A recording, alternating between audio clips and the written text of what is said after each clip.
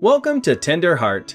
Weddings are supposed to be the best day of every couple's lives, but this day is also nerve-wracking for both. It is the only times in their lives when they put their relationships on display for people they love to celebrate, honor, support, and sometimes judge. Imagine all the people in your life in one room looking at you and your partner. How do you feel? Happy? Secure? A little sick to your stomach? Or are you totally in your element? If you're like most, the thought that many people looking at you and your relationship makes you feel many feelings at once. A mixture of excitement, adrenaline, and lightheaded.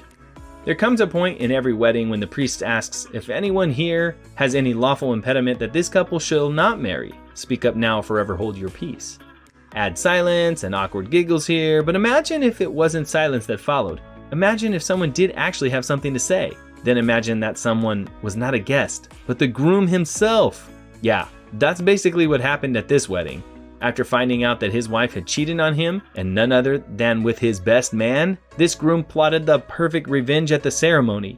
It's blood-curdling, awkward stuff that will make you cringe. The kind of thing you can't look away from, but also can't look at, because it's just so very compellingly awkward. If it's this awkward just thinking about it, imagine being one of the guests at this shocking wedding.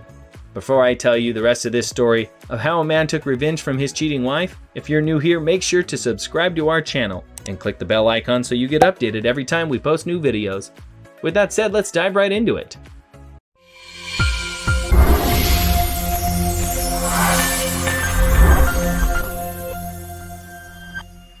So, this is the story of groom Craig and bride Jennifer. They were in love and wanted to spend all their lives together, so they decided to get married. Their wedding was planned to take place at Clemson. They had planned everything from the decor to the cake to the food to the prettiest venue. It was a huge wedding with about 300 guests, including friends and family from both their sides. But there was a shock coming. Well, nobody knew that Craig had discovered that Jennifer was cheating on him with his best man and best friend, Smith. He was angry, heartbroken, and lost, but most of all, he wanted revenge. And that was what he was planning to do at his wedding. So, Craig kept a straight face throughout the ceremony, waiting for his time.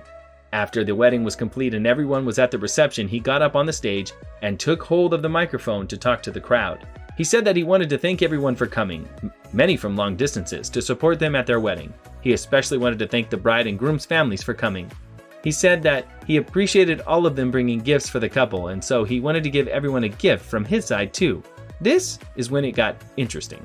He told everyone that taped to the bottom of their chair was a manila envelope, which was his gift to everyone, and asked them to open it. Excited, all the guests opened the envelope, but they were shocked. Inside the manila envelope was an 8x10 picture of Smith having relations with his bride. After he stood there and watched people's reactions for a couple of minutes, he turned to the best man and said, "F you." He turned to the bride and said, "F you," and then said, "I'm out of here." He got the marriage annulled the next day.